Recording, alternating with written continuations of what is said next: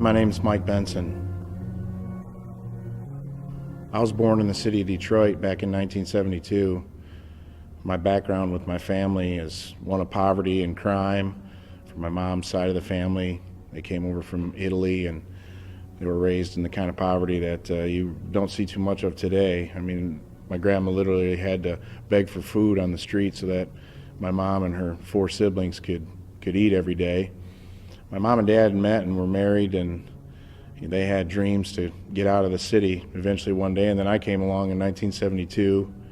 My mom, she began to work at General Motors, started sweeping floors.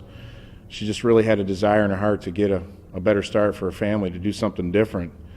And as she began to climb up the ranks and go to school, she eventually started to realize her dreams. We began to have enough money so that we could get out of Detroit, move to a better place. My mom didn't want me to grow up the same way that her brothers, my uncles, did, in trouble all the time, fights, on the street, drugs, jail. So in 1983, we packed up and we moved to the Grand Rapids area of Michigan. In school, the teachers always told me I was pretty smart, but I was always getting in trouble. I was the kid who was getting in fights and goofing off in class, and I really had bad experiences with school from a young age.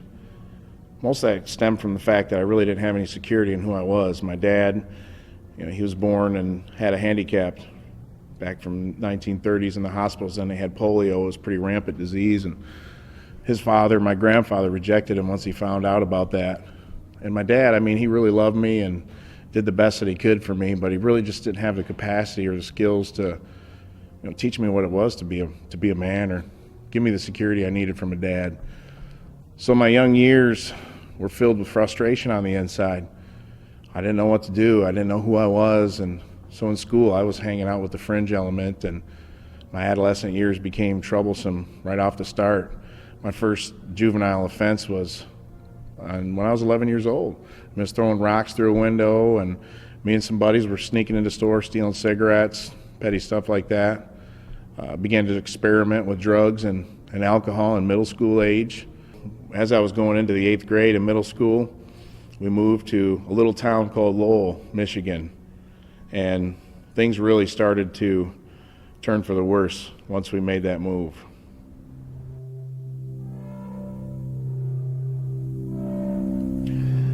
As a kid, I was one of those kids who always deceived itself, tricked itself into saying that, I was never going to end up like this person or that person. And I started drinking at a young age, and I always told myself, I'm never going to do anything like drugs, like smoke marijuana or anything crazy like that. Just having a few beers here and there. And out in the small town of Lowell, that's basically what everybody was doing for free time, is having kegger parties, and I hung out with all the rock and roll type of crowd. And so, I was at parties every weekend drinking. And then one day I just, I was at a party like any other time, and somebody passed me some marijuana, and I smoked it for the first time, and man, I just felt so good. I was laughing. I was having a good time. And I said, "Oh, no, I might drink some beer and smoke a little weed, but I'll never do any of that hard stuff."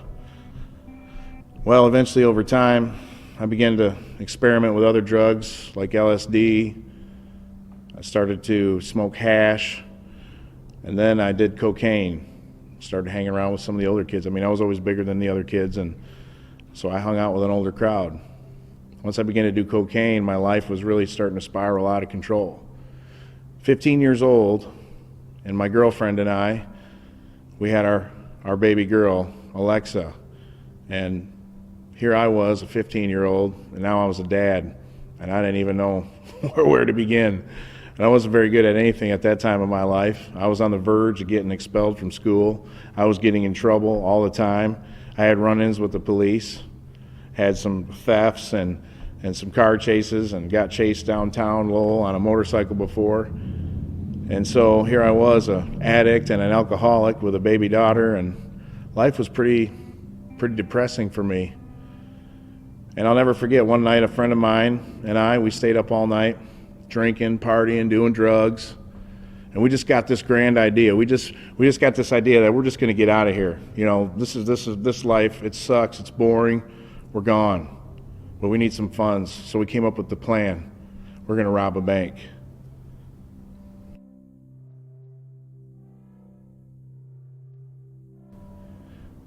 It was October 1989.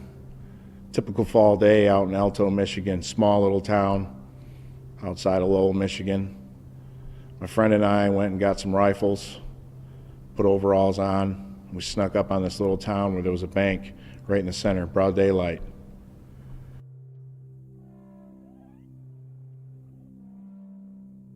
Yeah, this is Alto, Michigan, and the railroad tracks right here are the very tracks a high school friend of mine and we parked the car down there and walked up to this spot, waited here in the middle of the day behind a train car, and then we ran right into the town, middle of broad daylight.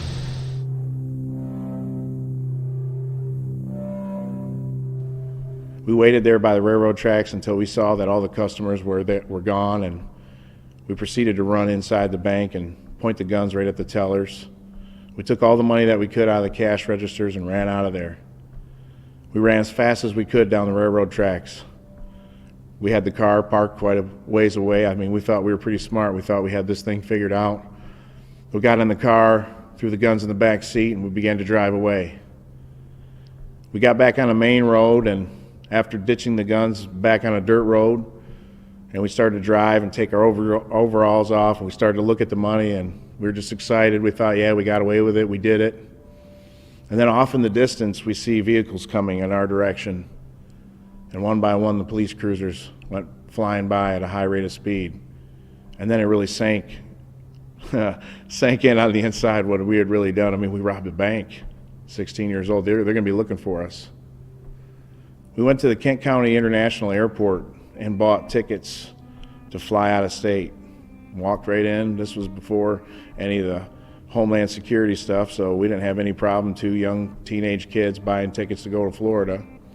We stuffed all the money in our shoes and in our coat, and we got on the plane, and we thought, yeah, we're home free. We're going to get out of here. We're going to escape this life. As we were sitting on the runway waiting, we had to go to Chicago first, and you know, Chicago is like one of the biggest and most busy airports in the nation, so there was a lot of traffic, and we were sitting there for a long time. And finally, the captain comes on board and says, you know, we got to shut an engine off to conserve fuel, and so they shut the engine off. We're sitting there, we're waiting. We see planes start taking off, and we're like, okay, finally, we can get out of here. But then the captain comes back on, and he says, well, we've got a problem. There's a mechanical difficulty. We can't get the plane started. We got to go back to the concourse. Everybody's going to have to get off. And this made me nervous. I was a little bit skeptical, wondering what's going on here. So as we began to get off the plane, I remember looking through the door. I remember looking and seeing all these guys standing around in suits. And just for a split second, I wondered, you know, who are these guys? But then I remembered, well, you know, they're probably guys from first class. No big deal. So we stepped through that door, and members of the FBI, state police, and sheriff's department jumped on us, drew guns on us, threw us to the ground, and said, "You're under arrest for armed bank robbery."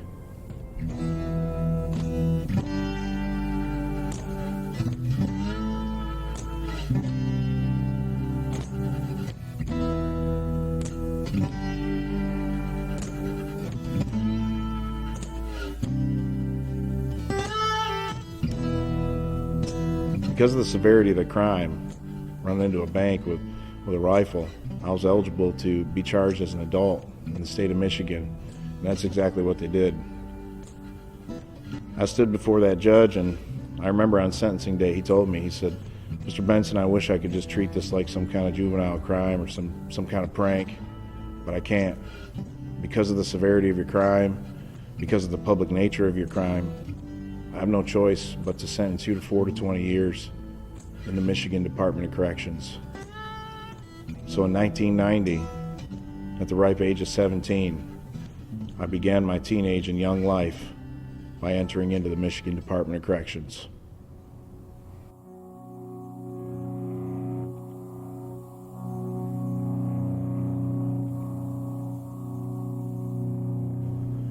You know, life in prison is not good.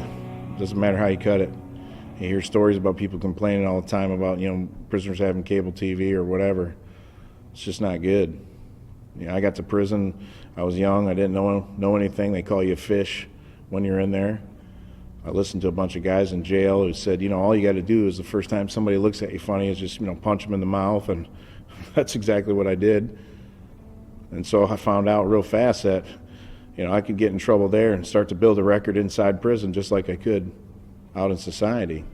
And so for the first 2 years of my incarceration, it's basically, I continued the same type of behavior that got me in there in the first place. Finally, it dawned on me, if I ever wanted to get out of here, if I ever wanted to see freedom again, I was going to have to change my behavior. After all, I was sentenced to 4 to 20 years in prison. The government gave me a choice. Basically, you can do 4 years and get out if you want to obey and do everything that we've asked you to do. Or if you want to continue to act like that, then you can go ahead and do the whole 20 years. That was something I didn't want to do. I didn't want to spend 20 years of my life in prison. So I decided that I was going to make a change. I decided that I was going to change the direction of my life. I wasn't going to spend 20 years locked up in a place where someone's telling me what to do, telling me when I can eat, when I can go to the shower, when I can go to the bathroom. And if there was people out there who really cared about me, who wanted to visit me, they even set the time when I could do that also. So I started to enter into the programs that they had recommended. I went back to school. I got my education, got my GED. I went to AA, NA, and all the other A's that they have in there for me. I did everything that I could to stay out of trouble so that I could have a life. On the inside, I really had a desire to change. Finally, after almost 4 years of being in prison, I went up for my first parole hearing. And the parole board looked at my record and they said, although I had made a drastic improvement, all the other things that I had done, I had to do another year in prison. They basically said, no, one more year. Finally, 1995, oh man, what a day. 1995, I was released in the summer from the Michigan Department of Corrections. Man, it was a happy day. There was a new life ahead for me, and I was excited.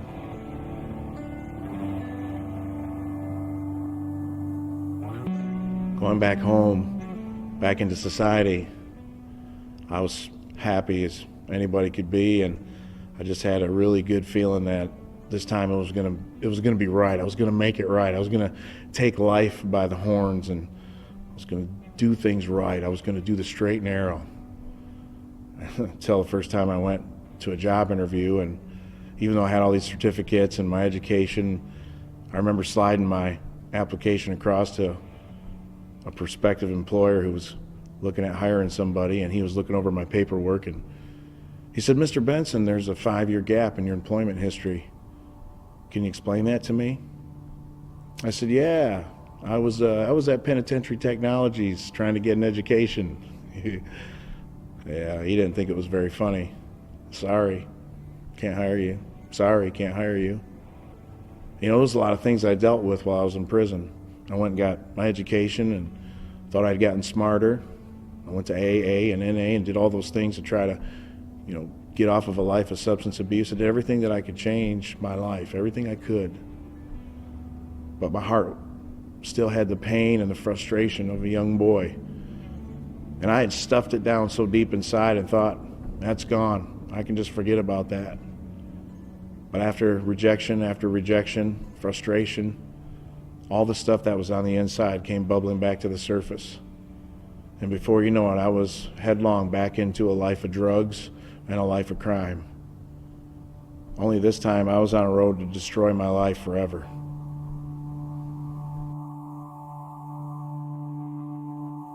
So I started hanging out with my friend, the guy who was with me when we did the original bank robbery in 1989, and we started getting involved in criminal activities. We're doing things like selling marijuana and getting into the cocaine business. We were breaking into places, fencing stolen goods, a lot of guns, cars, vehicles, and one night in particular we got arrested for a stolen vehicle. Well, we didn't actually get arrested, but they were looking to arrest us because we had a warrant out for our arrest. And we made a decision that we weren't going to go back to prison because we knew that we were going to be spending a lot of time in prison. We were on parole for a bank robbery, and here we are catching another felony. So we made a decision that we were going to flee, that we were going to run. So we robbed this little bar, this little lounge in Belding, Michigan, and tied up the barmaid and took her car, took the money, took a bunch of alcohol, and headed out of town, out of state. And to our amazement, we made it across the state line without getting caught.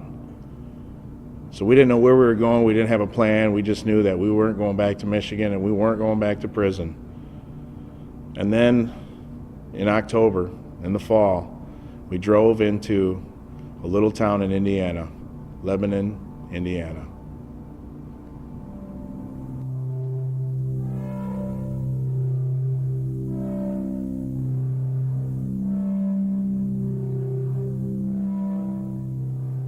So we're here in this little town in Indiana, and first thing we do is hit a bar, start drinking, playing pool, just thinking about what we're going to do next, what's going to be our next move, where we're headed. Basically, I felt like I was committing suicide, but I was just doing it, letting the circumstances do it instead of actually taking my own life. That's literally how I felt. We get in the car and we start driving down the road. It's a fall night. It's very windy outside, begins to rain a little bit. And we're driving down the road and we see this gas station on the corner of a road. And we decide, okay, this is the place. This is the place that we're going to rob. We're going to get some more money. We're going to take this place. So we pull up. I get out of the car. I walk into the gas station. I see the attendant there behind the counter. Walk back into the bathroom like a regular customer. Once I get into the bathroom, I lock the door, take a few deep breaths, pull the gun out, and then I go walking back in there. I stuck the gun to this guy's head, and I told him to give me all the money. I forced him to put his head down on the counter.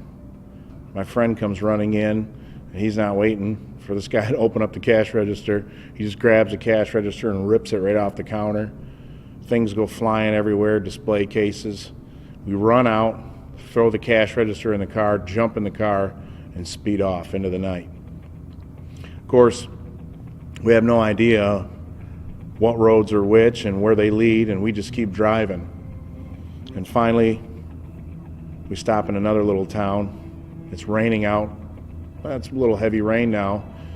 And we're trying to find a place where we can just stop and get our bearings and, figure out where we're at and what's the best way to get out of here without running right back into the same place we just left. It was at that time this car pulls up behind us, a little small truck, and I thought maybe some of the locals saw the Michigan plates and maybe they, wanted to start some trouble. So of course I get out of the car and I walk up to the truck and I ask him, I say, "What's up?"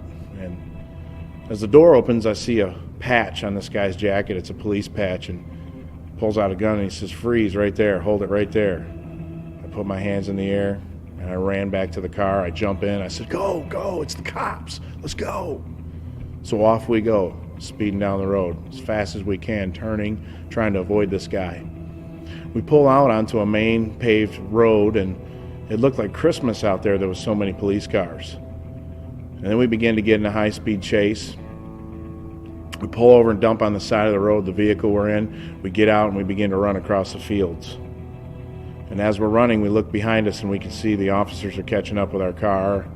And we just kept running and running and running. We eventually got out of the perimeter that they were beginning to set up. We were in the middle of a cornfield, so they had a lot of area to cover. State police helicopter was flying in. We could hear it in the background. We could see the searchlight. And we were just saying, we got to get out of here. We got to get out of here. If we don't get out of here by daylight, man, they're going to find us for sure. And the next morning, we're going to stick out. So as we're going along, we end up in another little small town, and we're looking through these trucks, and I found keys in this truck. And so we got into this 1990 Chevrolet truck, and we headed straight out of town into the city of Indianapolis. Once we got to Indianapolis, we stayed at a hotel and got up the next morning, got fresh clothes, took a shower, watched the truck for a little while to make sure that it wasn't being surveyed or that the police were waiting on us. Got in the truck and headed right out of the state of Indiana. We drove all the way down to Florida. It was in Tennessee that my friend decided that he wasn't going to stick around anymore, and he decided to shoot home, and I just kept right on going to the state of Florida. I thought all I got to do is just avoid him for a certain amount of time and everything's going to be good. Yeah, it didn't turn out that way.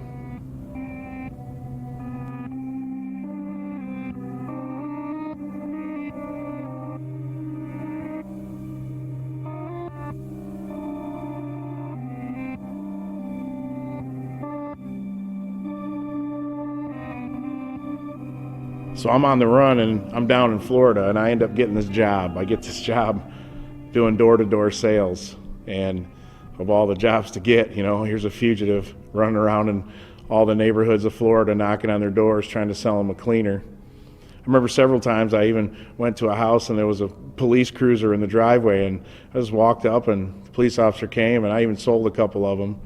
Several times, law enforcement would pull up and ask me what I was doing in the neighborhood, and I'd give them a false name or give them some different information or switch a couple numbers around, and they'd usually just tell me, hey, there's no soliciting here, you got to go somewhere else. I'd sit down by a palm tree for a little while, wait for them to leave, and then go back to knocking doors. Well, it's in one particular time in Sarasota, we were working. It was my first time out for the day. And the same thing happened. Somebody had called the police and said there was some guys selling door to door, and this officer pulled up and he asked me to sit in the car, which I thought, okay, no big deal. So I sit, and he's asking me questions, and I'm telling him everything I've told all the other police officers, but he said he just had a gut feeling something wasn't right. And he put the car in drive and began to take me into the Sarasota County Jail because he wanted to check out my story. That's when I knew that pretty much life for me was over. He took me to the Sarasota County Jail, and they took my fingerprints, and finally they found out who I really was, that I was Mike Benson, that I was a parolee from Michigan, that I had robbed a store, a bar, stolen 2 vehicles, crossed several state lines. And then they told me the bombshell. They said, yeah, that gas station that you robbed? That thing is exactly right across the street from the Boone County Sheriff's Department. I couldn't believe it.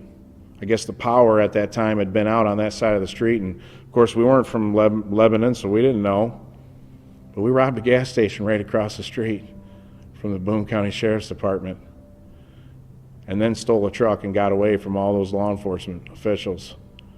I knew the last place on the face of the planet that I wanted to go to was back to Indiana. I thought for sure they were going to build a jail and bury me under it and name it after me as an example to some guy coming up from another state and doing this in their community. So I went to a court hearing there, and just to kind of, judge wanted to find out, why I was there and make sure I wasn't going to get charged for anything in Florida. And I'll never forget, after the hearing, this guy walks up to me and says, "Are you Mike Benson?" And I said, "Yeah." "Well, there's some people here from the federal marshals that want to talk to you." And I said, "Oh, great. And they're going to give me some federal charges on top of it." So I go into this little room, and this officer begins to speak to me, and he slides 2 pieces of paper in front of me. And he says, If you sign this paper right here, you go back to Indiana. If you sign this paper, you go back to Michigan. Well, it was a no-brainer for me. I wanted to go back to Michigan. I figured, hey, if I'm going to do the rest of my life in prison, at least I want to be somewhere where my friends and family are.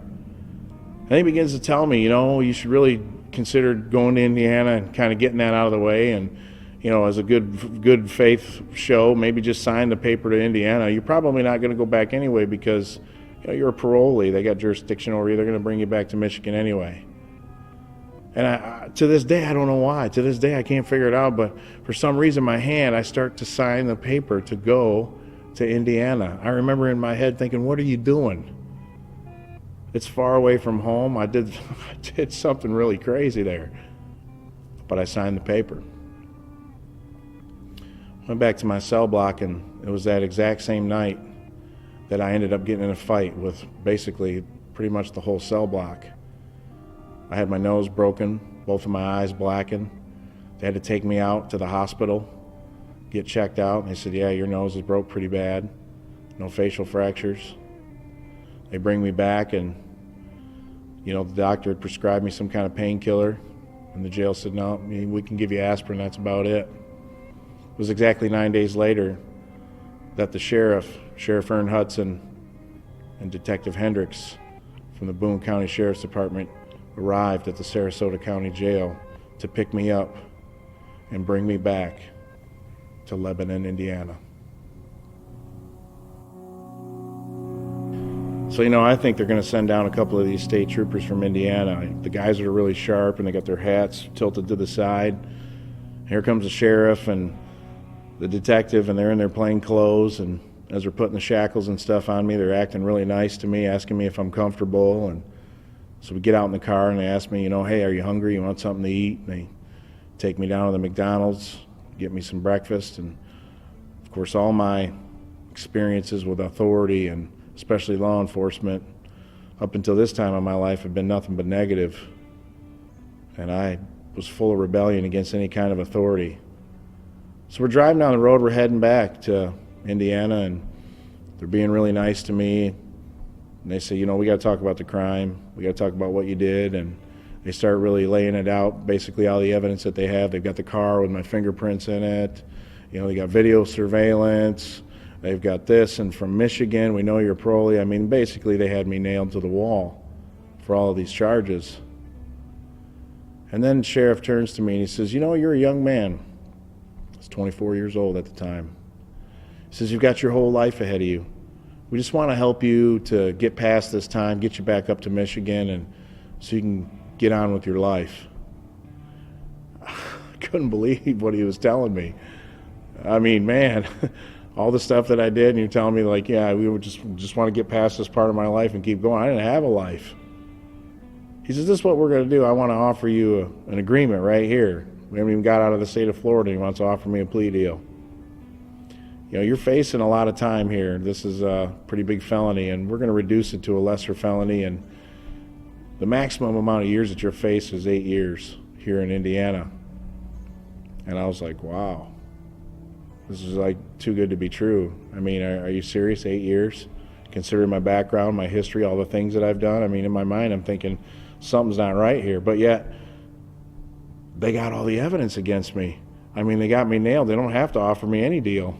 If I went to trial, it'd be stupid. And they even called the prosecutor right there in the car on the phone and talked to him and said, this is what we want to offer him, and we just want to make sure we're all on the same page. And they said, okay, yep.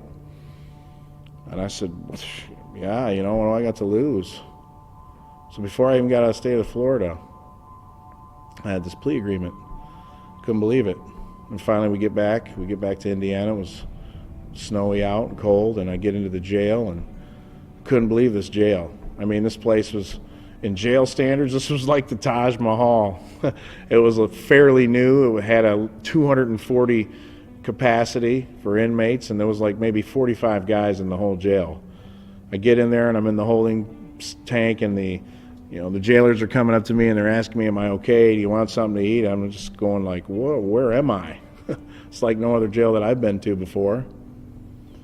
The next day, they put me in a cell block. It was A block, cell 12. I'll never forget it. It was January 1997. And it was the same place, the same town, where some event happened that I thought was going to destroy my life, and little did I know that an event was about to take place that would change my life forever. I'm in my cell, locked down for the night. There's like 4 other guys in the whole cell block, and start pacing the floor and start thinking about my life. Thinking about my mom and my dad and my sisters and my little girl, how I was never going to see them again. Looked around, I could see the concrete and the beds of steel with these little tiny things they call mattresses on there, and I was thinking, this is my life. I'm going to spend the rest of my life here. And all the anger and the frustration started to rise up in me, and I said, no way, man. There's just no way I'm going to do the rest of my life in prison. They're going to have to shoot me or something, because I just ain't going to do it. And I'm mad and I'm angry and I'm frustrated and I'm pacing this cell. And then I remember some words. Oh man, I couldn't believe I started to remember these guys. You see, when I was a boy, I grew up in religion. I grew up going to church. I went through all the rituals. Kneel down, stand up, sit down, kneel down, stand up, sit down. I knew all the stories. I heard about Jesus. I always saw the pictures of him up on the wall. He had these spikes in his hand and in his feet and little drops of blood. And, I knew all about that stuff. I was baptized when I was a little baby. And I met a group of guys when I was locked up in Michigan doing that first 5 years. And I thought these guys were whacked out, really. Because everywhere they went, no matter where we were in that prison, they were always smiling. And usually when somebody's smiling at you in prison, it's not good. It usually means, we're going to have to fight. But I found out that these guys were Christians. I called them Bible thumpers, because they always walked around, they had their Bible in their hand, and they're always telling people about Jesus and how he died for my sins and how he's got a plan for my life. And I even became friends with a couple of them, because we shared the same interests in playing volleyball and working out there in prison. And every time, I'd be hanging out or something, and these guys would start telling me about the scripture, and Mike, don't you know that Jesus died for you to give you freedom, and he paid for your sins? And I'd say, you know what? I don't need that. I don't want to hear that stuff. And go tell that to somebody else. I was sprinkled when I was a baby. Me and God were good. We're tight. I don't need that. I don't need your religion. And so of all the times in my life to remember these guys, here it is, at the worst time, I remember these words. And so all the anger and the frustration that was in my heart, I directed it toward God. And I said, okay, God, if you're this great God, if you love me so much, if you've got this great plan for my life, and how come my life is so messed up? How come I'm going to spend the rest of my life surrounded by steel and concrete? And it was the first time I heard his voice. And he said, call on me, son. And I got on my hands and knees right there in that jail cell. And I began to cry for the first time in a long time, because my heart was so hard. And I extended my arms out and I said, God, I've ruined this life, and there's nothing I can do about it. I surrender it to you. You take it. It's yours. I give it to you. Of course, the way I was raised, I thought I had to confess all my sins. So I said, I'm sorry I pushed my sister down when I was 4. Sorry I put the cat in the dryer when I was 6 years old. I was there for a long time. But when I was done and I got off of that floor in that cell, nothing changed on the outside. Still surrounded by steel and concrete. Still facing the rest of my life in state facilities. But this time, something changed on the inside, because the hurt and the pain and the frustration that I have felt all my life was gone. And in its place was a peace that I couldn't even understand. And of all the times and all the places, I had the biggest smile on my face. It was the beginning of a new life.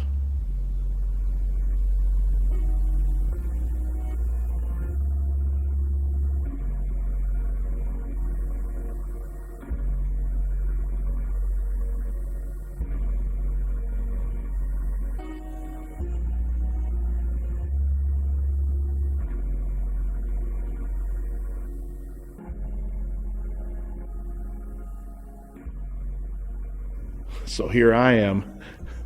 I understand why those guys were smiling all the time. I finally get it. I saw that there was a big difference between religion and having a relationship. I met this guy the next day. He was a volunteer coming to the jails, just a regular guy, not some big name preacher or evangelist or anything. And he comes in with his Bible. Usually everybody scatters. I walked right up to him and I shook his hand and told him what happened the night before, and he said, "You've been born again." And I said, "Born again? What's that?" I didn't even know what it meant.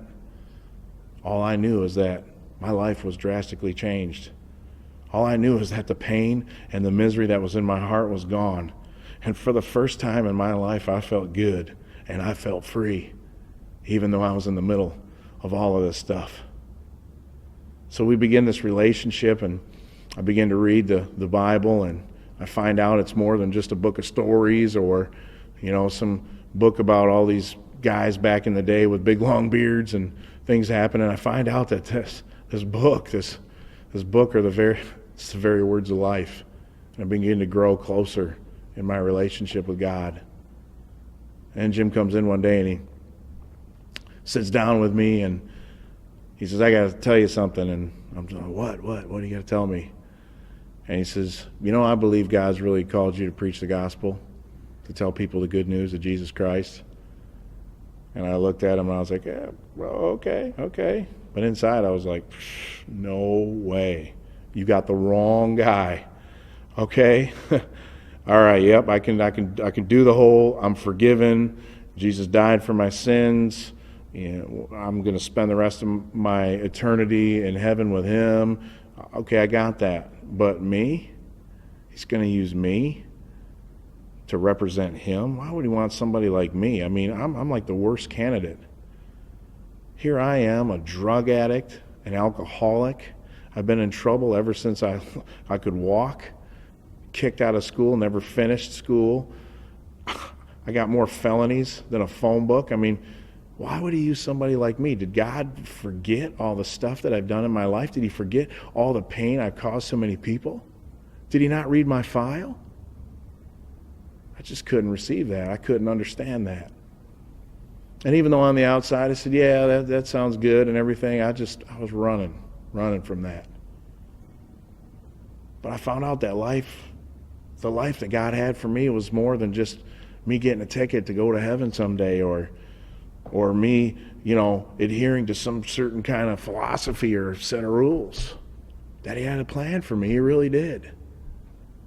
And so as I began to go and spent 2 years of my life in the Indiana correctional facilities, God began to do miracles. I was sentenced to 6 years in prison in the state of Indiana after a plea agreement. They said, "No deal, no nothing, you got to do the 6 years." Later on one day, I'm doing a Bible study, and right in the middle of that, I hear God's voice say, "Write a letter to your judge and ask him to resentence you." I'm like, okay. So I write this letter, and in my head I'm thinking, man, this guy's going to think I'm nuts. What happens? Pulls me back into court. We have this hearing. Sure enough, he says to me, he says, "Well, everything you're telling me, I don't really have any way of knowing or verifying that you're going to follow through with all this. You're going to go back to Michigan someday. But something tells me, Mr. Benson, that if I was to let you out of my court today, you'd never be a menace or a threat to society again." And I said, "Yeah, you're right, Your Honor." He said, "Well, I'm resentencing you to time served." Wow. I couldn't believe it. God moved. All I did was just simply obeyed and wrote the simple letter, and instead of doing the whole 6 years in prison, I ended up doing 2. He did another miracle for me, and I went back to Michigan. I was facing the the charges of kidnapping and the robbery from that bar that we originally committed, that car that we stole and used it in the other crime right there in Lebanon. And my lawyer, he finds some time loophole to get me out of the whole deal. And I remember feeling so excited because I thought, yeah, God is getting me out of this thing. And deep on the inside of my heart, I hear this voice, very familiar voice, and he says, plead guilty. Plead guilty. At first I'm like, shut up, devil. Man, that ain't God. This is my ticket out of here, man. I've been praying for this. But it was a test. God wanted me to plead guilty, even though I had this stuff beat. Never forget, walking in that courtroom on sentencing day, I was the worst criminal. I had the worst record. I was on loan, so to speak, from the Indiana Department of Corrections. All the guys that were in the holding tank, they were like, man, we're getting hammered here for first-time offenses, and we're going to feel a whole lot better once this guy's done. I'll never forget going into that court, that judge looking at me and asking me, how come you're pleading guilty to this in light of the loophole? And I looked at him and I said, Your Honor, I said, I don't know where you're at spiritually, but with respect, I don't care. I said, but the man who committed those crimes, that file in front of you, he's a dead man. I'm a new creation in Christ Jesus. Doesn't make me perfect. Doesn't mean I'm always going to do everything right, but it gives me the courage to stand here before you, this court and this community, and take responsibility for the things that I had done in the past. And to my amazement and astonishment, he sentenced me right there to 6 months in the county jail with credit for time served. Boom. Have a nice life, Mr. Benson.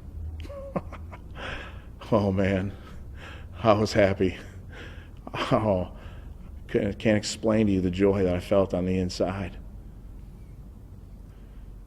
First hearing that I went to, I received 2 years, 24 months in the Michigan Department of Corrections for violating my parole. I went to Jackson State Prison at one time, which was the largest state prison in the world. And after being there for a little over a year, I was transferred to the Ionia Maximum Facility. This is where they house the worst prisoners in Michigan, and I was a level 2 prisoner. And man, crazy stuff that God does in your life. I was running from that call, and here I am in Jackson, and they asked me to take over a Bible study one day. I said, hey, I'm leaving. I need you to take my Bible study over. I said, okay, what do I got to do? Well, you just got to get up in front of 50 guys and give them a message. I remember what Jim said to me, hey, you're called to preach the gospel. Man, I'll never forget that first time I stood in front of those guys and opened up my Bible and preached a message to them. 12 guys, 12 people gave their life to Jesus Christ, made the same life-changing decision that I did. Wow, powerful stuff. So it was there in prison that I began to fulfill the call of God in my life. And there was one last thing that he had to cover, one last thing that he had to do before I could walk back out into freedom.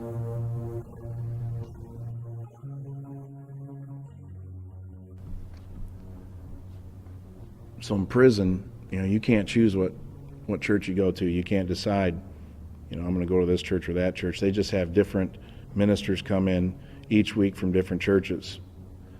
One particular church service, this minister comes in and never seen him before. He walks up there, gets on the auditorium stage, and he points to me and he says, you, come here. Calls me up there. He says, you're going to travel the world one day as an evangelist. Thousands of people are going to come to know the Lord Jesus Christ because of what he's done in your life. You're going to meet your wife before you get out of prison, and you're going to write books someday. Now go sit down. I was liking that. Hey, amen, I received that. So here I am in Ionia Maximum Facility, and it's getting close for the time of my release. And my sister, she lives above this lady who's involved in a ministry in Grand Rapids, Michigan. She's involved with taking care of the mentally ill and homeless. And they start talking about me, and My sister, she shows her a picture, and she says, well, hey, maybe when he gets out, he'd like to share his testimony downtown with some of the people that we deal with. And so my sister tells me about it on the phone. I said, yeah, that'd be great. And I talk to her, find out her name is Stephanie Martin. And we start talking on the phone. Every time I call, I'm talking to her, she's talking to me. We start writing letters, and one day I get a letter in the mail, and she says, hey, I want to come up and visit you. Oh, man. I was like, okay. So I'm really nervous. I heard she's really beautiful, and my sister's telling me all about her. And so here I am. I'm sitting in the visiting room, and she comes walking through the door, and I hear God say, that's your wife. And I was like, yeah, hallelujah. Ooh, man. I met her for the first time. Of course, we were both very nervous, and we sat down, had a great visit together. And then I made the mistake of writing her what we call, jokingly, the famous hee-haw letter. So she goes and, heads home after the visit, and I go back to my cell, and I write her this letter, and I tell her, God told me you're going to be my wife. Oh, man. Can you imagine that? So I get this letter back not too long after that, and how on Bugs Bunny, how Elmer Fudd always trying to get Bugs Bunny, and Bugs Bunny's always getting over on him, and Elmer Fudd will turn to the audience and his head will turn into a donkey. Yeah, well, that's basically how I felt after reading this letter. Felt like jumping off of my bunk and kicking and braying, because she was like basically saying, put the brakes on there, homeboy, you're moving a little too fast here. And we had a great time, spent a lot of time together on those visits. I'm thinking, this girl's got to be crazy, man, to fall in love with a guy like me. But she saw something in me that was beyond the record and the reputation and the place that I was in. She saw inside what God had done in my life.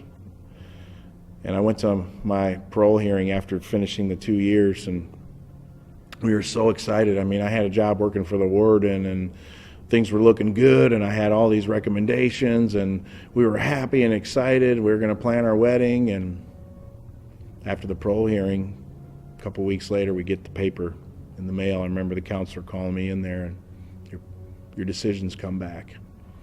And I looked at it, and it said continuance, which basically means I had to do another 12 months. For just 1 minute right there, for just a split second, I was pretty devastated. But deep down inside of my heart, I knew there was a reason for it. That's the great thing about God. You don't understand everything that he does, but you can trust that what he does is for your good. So a year later, October 31st, 2002, right on Halloween of all days. And God's got a sense of humor, you know what I mean? It's like the day that everybody celebrates the devil, and they do all this ritualistic stuff all over the world, and it's a day of ghouls and goblins, but this is a day that I'll never forget, because it was the day that I walked out of a prison for the very last time as an inmate. I walked past those doors. I stepped out into the parking lot, and there's my soon-to-be wife and family waiting for me. And I was a little nervous. I was apprehensive. All this time I've been locked up in prison. I've been in prison, spent almost over 11 years of my life locked up. All my peers, they're way, way ahead of me. They've been out in society the whole time, going to school, building lives, and here I am, almost 30 years old, and I got to start over. But God spoke to me, and he said, I will restore the years that the locusts have eaten out of your life. You see, God did have a plan for my life, and so did the devil. His plan was to steal, to kill, and to destroy my life. But God's plan was to give me life and freedom and victory. But my freedom didn't come that day that I stepped out of prison, that the government released me. My freedom came the day that I surrendered my heart and my life to the Lord Jesus Christ. It's when freedom came from the inside out.